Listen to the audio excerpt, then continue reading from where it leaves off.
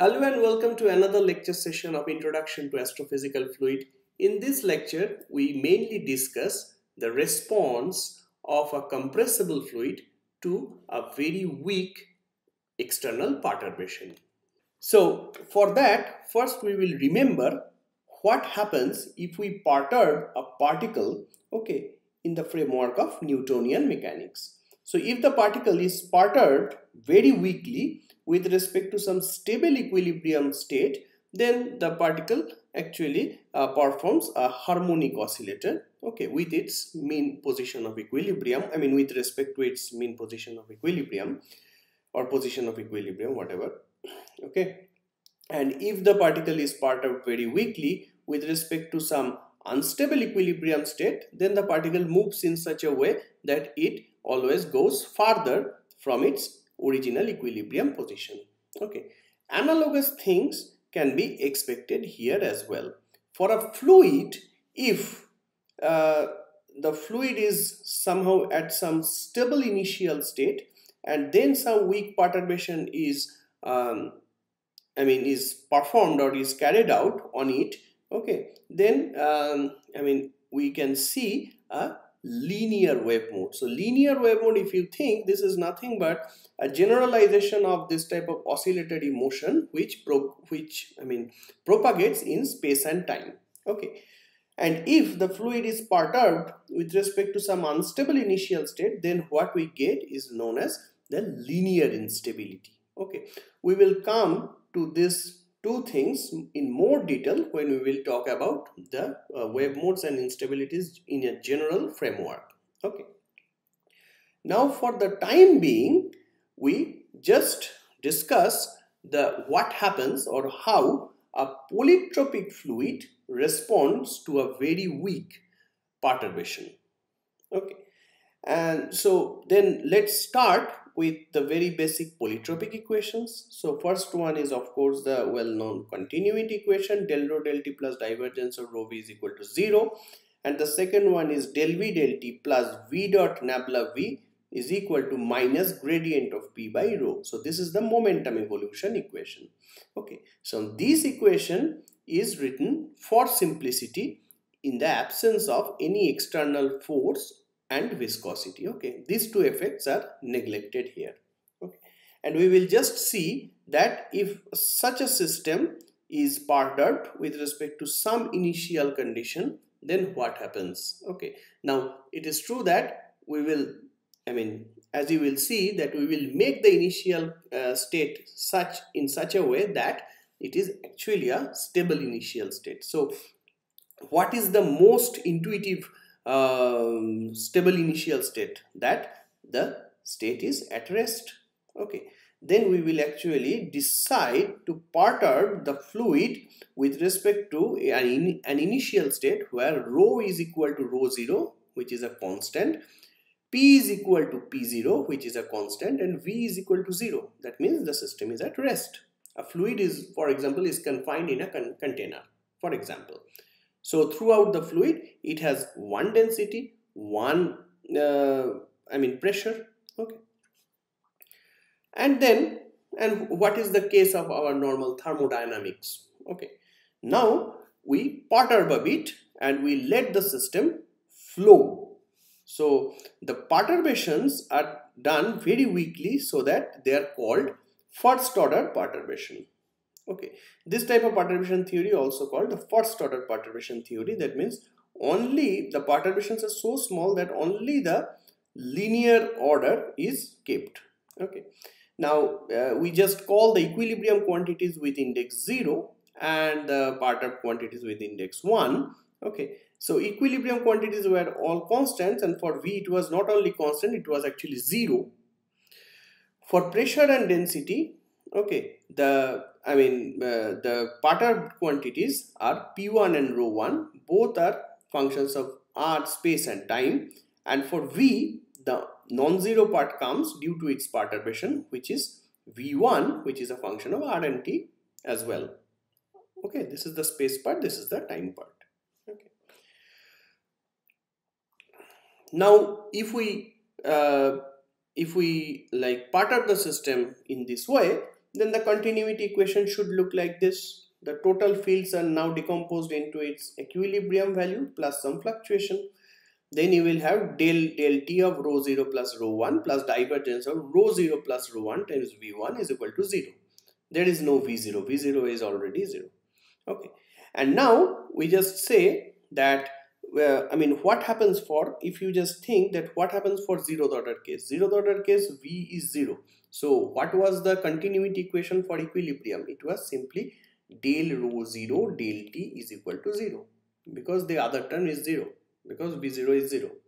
Okay. So we can use this one in this equation.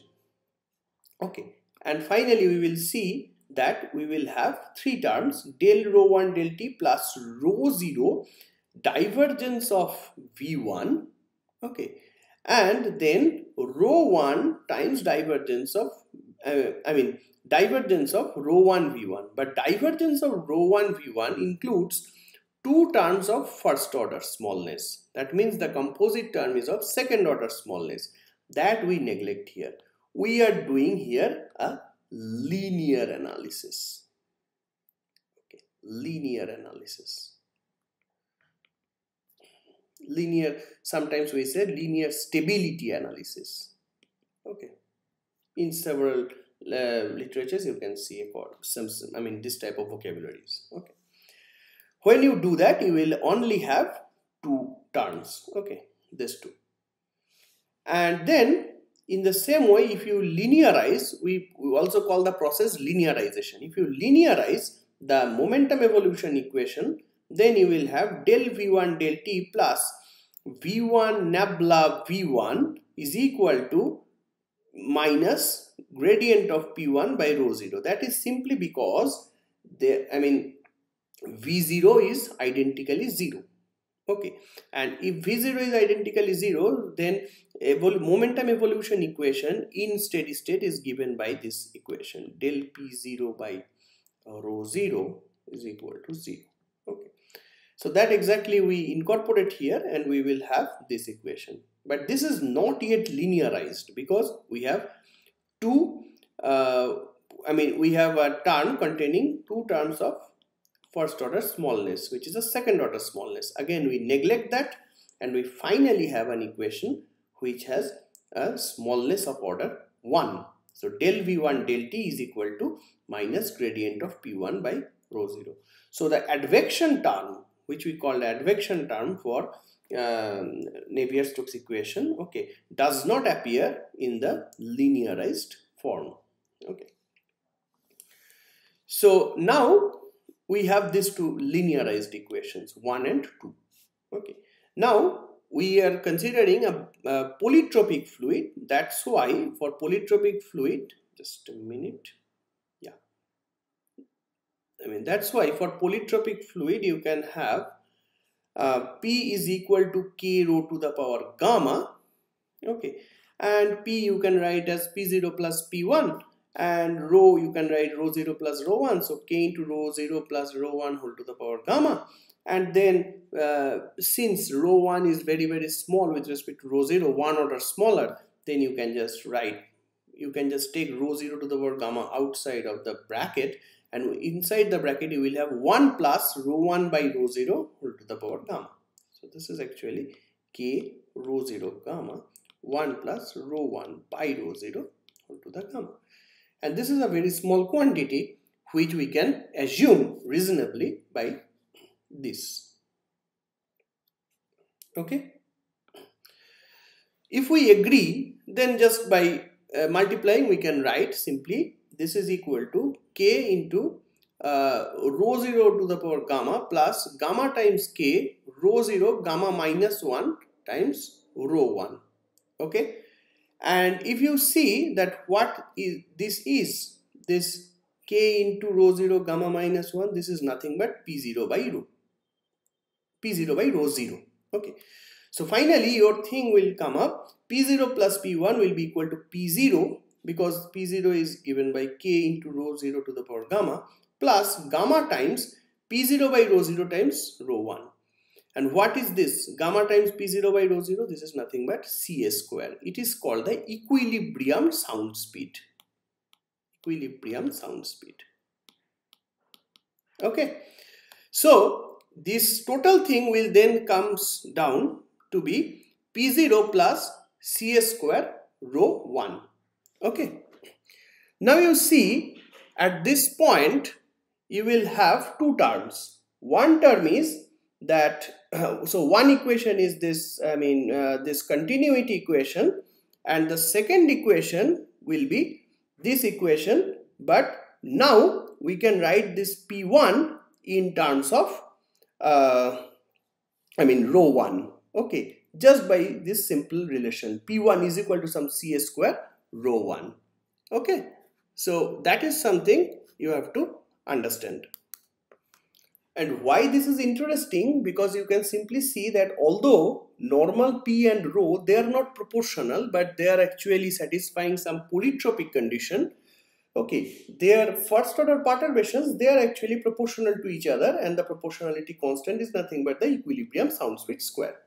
Okay, now if we take del t of both sides of 1, if you, in case you cannot remember what one was, so this is this one. If you take del t, okay, on both sides, so that will be simply del 2 rho 1 del t2 plus rho 0, del t and divergence will commute, so you will have rho 0 divergence of del v1 del t, and that del v1 del t you can substitute from this equation. So that's the circuit of logic. Okay, and you can see that you will do this thing as just I suggested, and finally within this one you can substitute the value of del v1 del t expression according to 2, and you will have an equation for rho 1, which is nothing but del 2 rho 1 del t2 is equal to CS square nabla square rho 1. Okay, where CS square comes due to this fact that P1 is now substituted in terms of, P1 is now expressed in terms of rho 1. Okay, so you see that rho 1 satisfies an equation of a progressive wave with the speed of the wave equal to Cs. So we see that the density perturbation obeys the equation of a progressive wave with speed equal to equilibrium sound speed. My question is, can we also do this for perturbation of velocity and perturbation of pressure?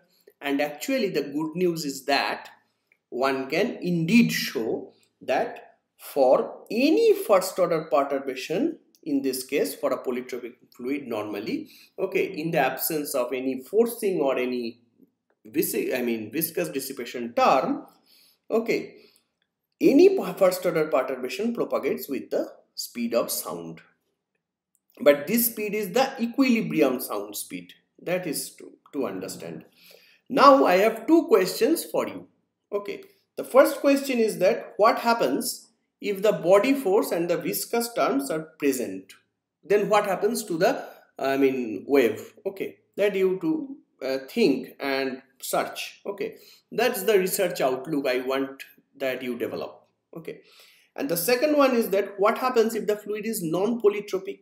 So non-polytropic, you know, there is a broader class which is called barotropic, and there can be actually more general class where the pressure is not at all a function of density only. So then we have to use some more general considerations. So think that how can one treat the this type of thing? That means if some weak perturbation is done to a non-polytropic fluid, then how the system would respond.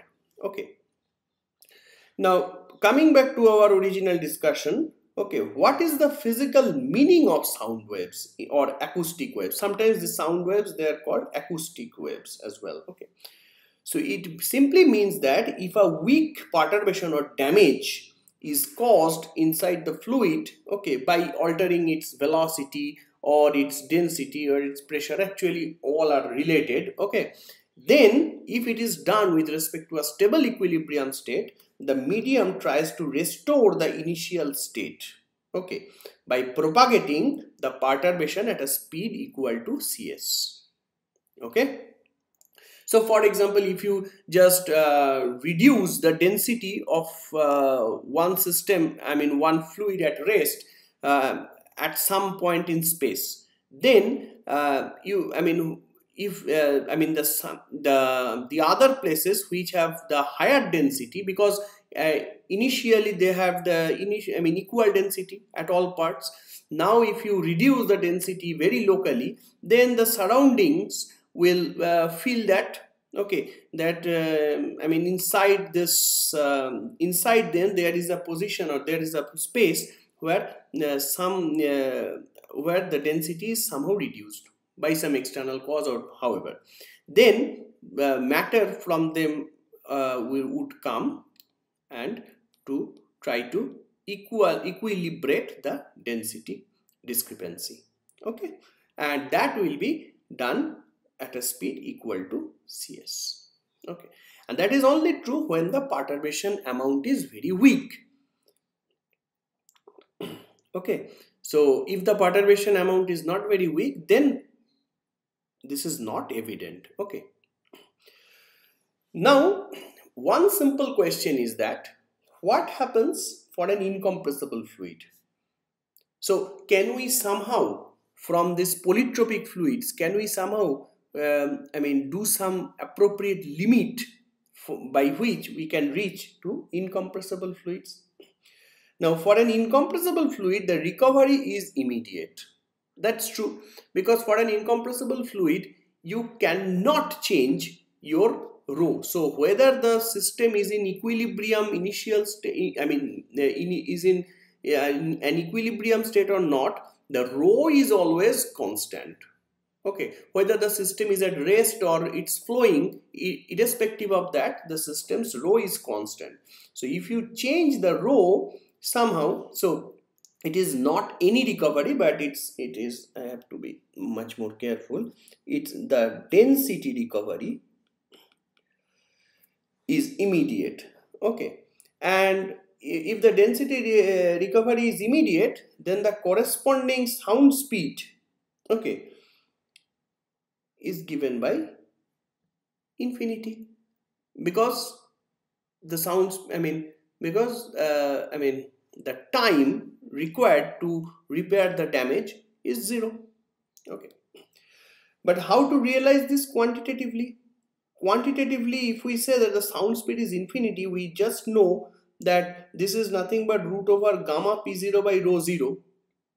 Okay, from our definition, as we have seen over here, okay, the Cs square is equal to gamma p0 by rho 0, that is the equilibrium sound speed, and p0. So how can Cs be infinity? So p0 is somehow finite, okay, rho 0 is a constant but finite, okay, and then how can this be infinity? At first look it may be very surprising, but if you think carefully you will see that the mystery is lying under this gamma. Okay, now this gamma basically has a role in making the sound speed infinity. Why? Just think that we have a polytropic fluid, P is equal to K times rho to the power gamma. Okay, then rho we can write is equal to K into K to the power minus 1 by gamma times P to the power 1 by gamma. Now for incompressible case, rho is always constant, okay, but P is not. So if P somehow changes, and K is a constant, so it doesn't matter. So if P changes, what will be the value of gamma so that rho is always unchanged? That is only possible when you have P to the power 0. Then this is something, so P to the power 0 is the only power of P which is independent of P. Okay, so then 1 by gamma will be 0 and gamma will be infinity. And this gamma, when it is sitting on the numerator, makes this equilibrium sound speed to be infinity. Okay, now coming to another interesting topic, that is we are considering here only first order perturbations. Okay, so these perturbations are linear in nature. I mean, that we just saw, okay, that in the equation there are no nonlinear terms, okay. And for that, then the superposition principle holds good. And that's why we all know that any arbitrary perturbation can be decomposed in terms of Fourier components like any other linear function. And for any typical one mode of Fourier, any typical one Fourier mode where we are talking about one single k, okay, then what happens? We can write the perturbation like a plane wave solution with some amplitude ρ10 times exponential I times kr minus omega t, k dot r minus omega t. And if you now substitute this expression in equation 4, which is nothing but given here, this one, you will simply see that this equation gives you an algebraic equation. So a differential equation is reduced to an algebraic equation, which is nothing but omega square is equal to cs square k square. This type of relation where omega and the frequency of the wave and the wave vector, okay, I mean it's actually wave number. When this is in vectorial form, this is the wave vector. Here this is a k is the wave number. So the relation between algebraic relation between omega and k, okay, this is called the dispersion relation. I mean, it is true that in complicated cases there may not be algebraic relations, that can be a transcendental relation somehow, sometimes, okay, it is possible. Now if we have this type of relation, then what happens? Then the phase velocity, which is nothing but the ratio of omega by k. So these vocabularies I expect that you have heard, because I mean I expect that all of you have physics background. So phase velocity is nothing but just the velocity, I mean the frequency by the wave number, okay, for a given mode. So this is, for this case, sound wave is nothing but cs, and groove velocity, this is for 1D case, okay, it is simply d omega dk, and that is also in this case cs, okay. This is not always true for any arbitrary wave mode, okay, because for arbitrary wave mode the dispersion relation can be much more complicated than this. Now for very simple case, here we have both the phase velocity and the groove velocity, they are equal, okay.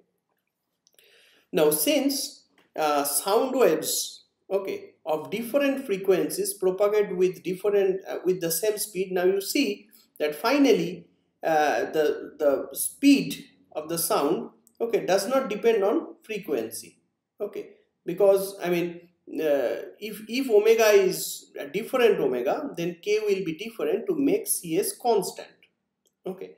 This is a constant and this is the nothing but the equilibrium sound speed. So that's why we say that sound wave is such a wave for which the phase speed, okay, does not depend on the frequency of the wave, okay, and that's why this wave is known as the non-dispersive wave, okay. That means the dispersion does not take place.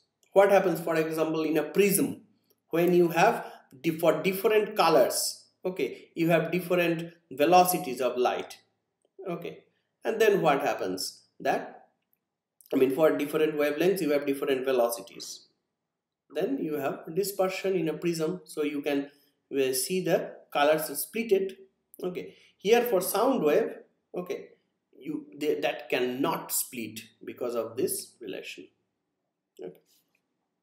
So this type of wave is called a non-dispersive wave, okay. Now it is also true that this non-dispersive effect only comes because we now just try to connect with my previous question, okay, that what will happen if we consider the forcing and the viscous dissipation into effect, okay. Maybe the dispersion relation is not the same, okay, maybe the wave is no longer dispersive, this type of thing. Another point about the sound wave or acoustic wave is that if we just add 2 and 3, equation 2 and 3, you will see del V del T is equal to minus CS square gradient of rho 1 by rho 0. In case you have forgotten what 2 and 3 they are, so 2 was this equation, and here just you replace this P1 by this equation, okay, and finally you use this equation, this expression for rho 1, of course, okay. So I mean not rho 1, but here you have to use for V1, okay. So I have just written over here V, it is actually V1, but V1 all are same because that is the only non-zero component. And if you do the Fourier, if you just write this also in terms of its plane wave solution, okay, using the Fourier mode.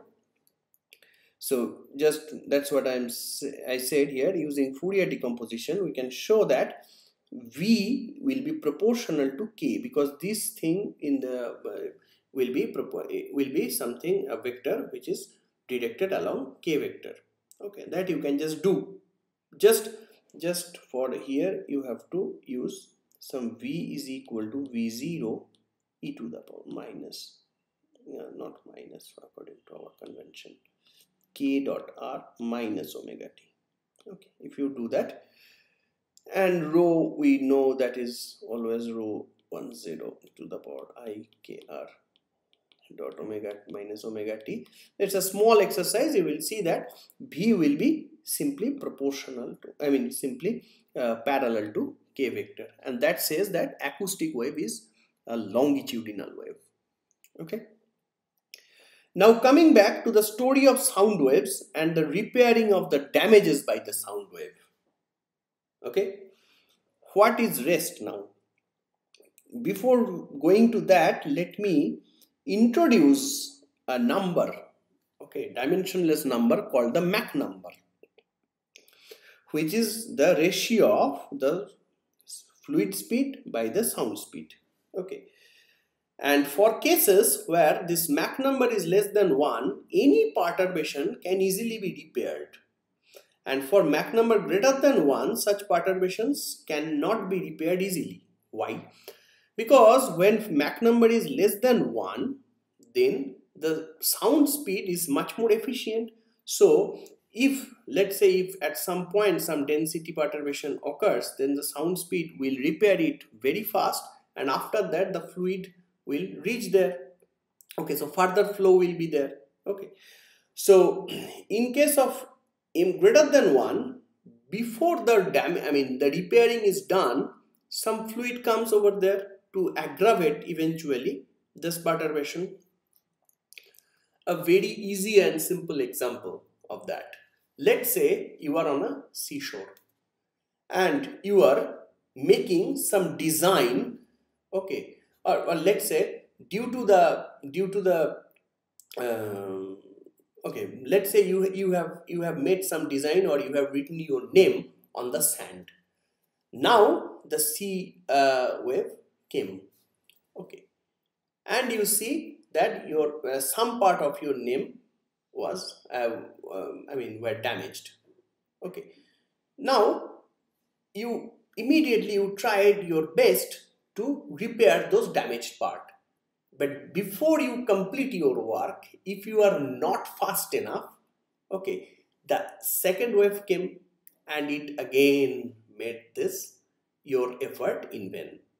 So you have to be quick enough so that between two successive waves, every time you can repair the damage made. If Mach number is less than 1, then you can efficiently repair the damages, okay. In case you are not fast enough, that is the Mach number is greater than 1, that the fluid matter is moving actually from one point to the other, okay, without caring of the damage, okay. For example, when the sea wave came, it doesn't care about which damage it has made or something, okay. You are caring, okay. So sound wave cares for repairing the damage, not the fluid itself. The fluid matter just flows, okay. And at that point, any such weak perturbation can actually be aggravated. And then the assumption that the perturbation is weak and can be treated linearly does not hold any longer.